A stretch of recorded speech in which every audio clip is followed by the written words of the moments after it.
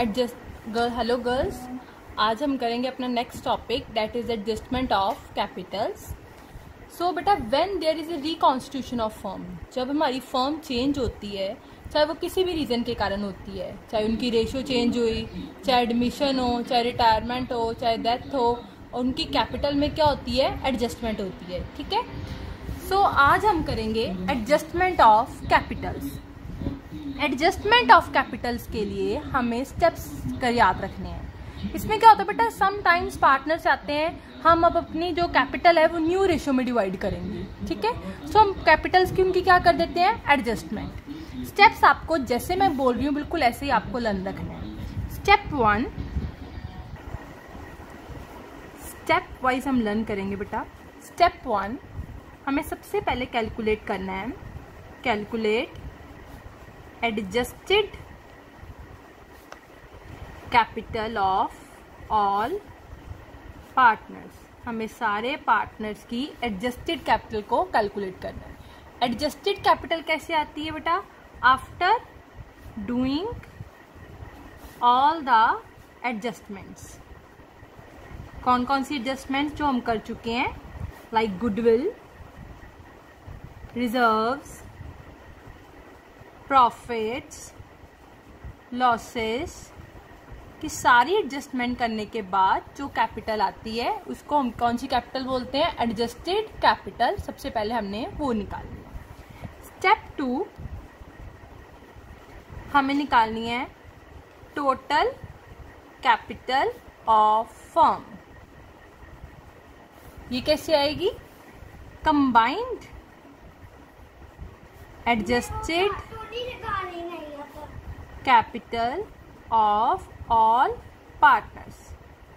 जब हम सारे पार्टनर्स, फॉर एग्जाम्पल 3 पार्टनर्स हैं, ए, बी और सी, तीनों पार्टनर्स की एडजस्टेड जो कैपिटल हमने निकाल ली है उसको प्लस कर देंगे तो हमारी कौन सी कैपिटल बन जाएगी, टोटल कैपिटल ऑफ फर्म। ठीक है, उसके बाद स्टेप 3 में हमने बनाना है एडजस्टमेंट टेबल। अब देखो एडजस्टमेंट टेबल कैसे बनाते हैं, देखो ध्यान से। एडजस्टमेंट टेबल बनाने के लिए सबसे पहले हमने ऊपर पार्टनर्स का नाम लिखना है। एग्जाम्पल 3 पार्टनर्स हैं, ए, बी और सी। ठीक है बच्चे, उसके बाद हमने यहाँ पे 2 चीजें लिखनी है। एक लिखनी है हमने एडजस्टेड कैपिटल जो हमने स्टेप 1 में निकाल ली है तीनों की। ठीक है, स्टेप 2 फिर हमने दूसरा लिखना है टोटल कैपिटल को हमने किस रेशियो में डिवाइड कर देना है, न्यू रेशियो में। टोटल कैपिटल जो हमने स्टेप 2 में निकाल ली है और न्यू प्रॉफिट शेयरिंग रेशियो हमें गिवन हुई, तीनों में क्या कर देना है, डिवाइड। अब हमने वो डिफरेंस निकालना है। ठीक है, अगर हमारा आंसर बेटा माइनस में आएगा या आंसर हमारा पॉजिटिव आएगा, कुछ भी आ सकता है। अगर तो नेगेटिव आता है तो उसको हम बोलते हैं डेफिशिएंसी। अगर पॉजिटिव आता है तो उसको हम बोलते हैं बच्चे सरप्लस।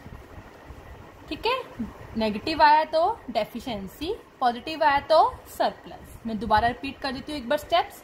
सबसे पहले आपने क्या निकालना है, adjusted capital of all partners, सारे पार्टनर्स की कैपिटल को एडजस्टमेंट करने के बाद।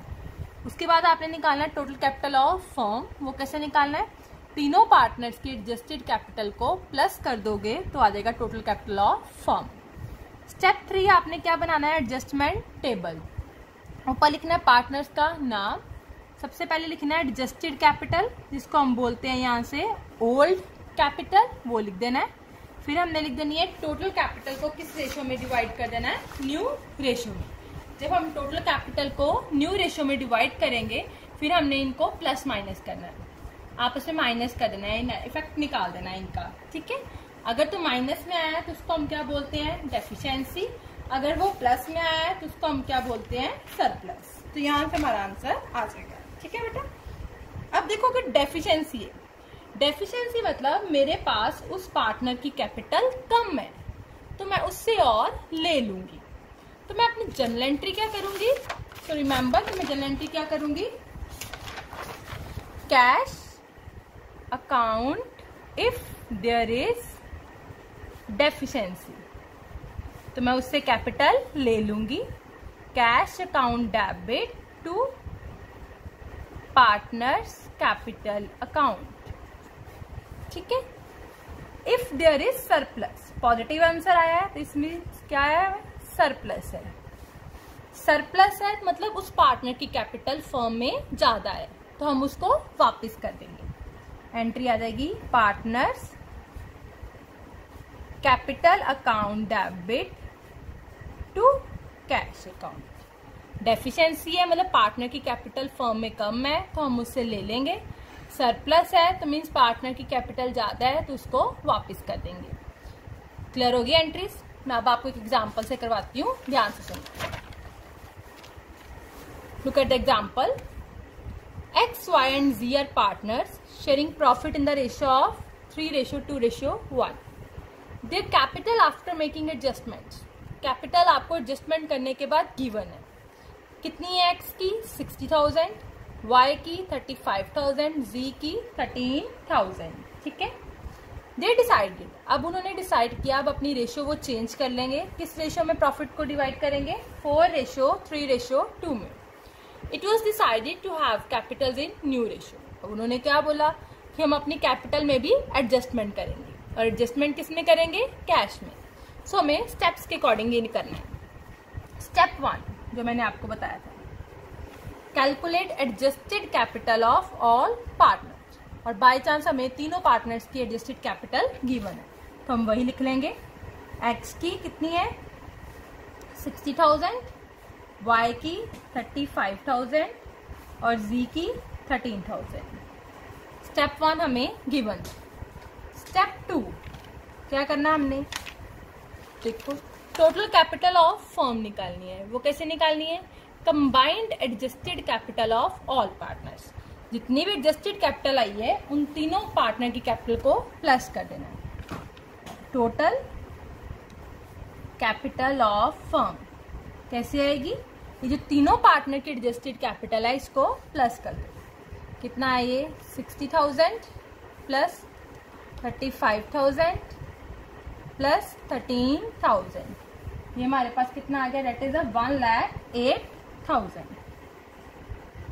ठीक है। 2 स्टेप हो गए। अब नेक्स्ट स्टेप 3 क्या बनाना है? हमने क्या बताया था मैंने आपको? Adjustment table. अब ये बनाते हैं। Step 3 adjustment table. अब इसमें हम क्या करेंगे? पहले तीनों पार्टनर्स का नाम लिखेंगे। कौन कौन से हैं? X, Y and Z। सबसे पहले क्या लिखना है हमने? एडजस्टेड ओल्ड कैपिटल, ये लिखते हैं। Adjusted old capital. X की कितनी है? 60,000, Y की 35,000 और Z की 13,000। ये हमें फर्स्ट स्टेप में निकाली थी जो, वो लिख ली। उसके बाद हमने क्या करना था? टोटल कैपिटल को न्यू रेशियो में डिवाइड कर देते हैं। सेकंड स्टेप में हमें टोटल कैपिटल निकाला था। टोटल कैपिटल को न्यू रेशियो में डिवाइड, कितनी आई टोटल कैपिटल? 1,08,000। न्यू रेशियो में बच्चे गिवन है कितनी है? 4:3:2। सो 1,08,000 को हम किस में डिवाइड कर देंगे? 4:3:2 में निकालते हैं। इंटू 4/9। एक्स की आ गई 48,000, वाई की निकाल लेते हैं। 1,08,000 इंटू 3/9, ये आ गई 36,000। 1,08,000 इंटू 2/9, ये आ गई 24,000, ठीक है। अब हम डिफरेंस निकालेंगे। 60,000 माइनस 48,000 कितना आया? 12,000। और आया किसमें? प्लस में। प्लस में आया तो इट मीन्स ये हमें क्या आ गया? सरप्लस। लग गया पता? अब इसका डिफरेंस 35 माइनस 36 कितना आया? माइनस 1,000। माइनस में आया तो हमारे पास क्या आई है? डेफिशिएंसी। 13,000 minus 24,000 minus 11,000। माइनस में आया तो हमारे पास क्या आई है? ये डेफिशिएंसी। क्लियर? अब प्लस में है, सरप्लस है, मतलब मेरे पास फर्म के पास एक्स के पैसे ज्यादा है, तो इसको हम क्या कर देंगे, वापस एंट्री आ जाएगी X capital account debit to cash account, कितना आ गया 12,000। अच्छा, कभी भी कोई भी जर्नल एंट्री करनी है तो हमने उसका फॉर्मेट जर्नल का बनाकर ही करनी है। इसकी नरेशन लिख देना, बीइंग सरप्लस कैपिटल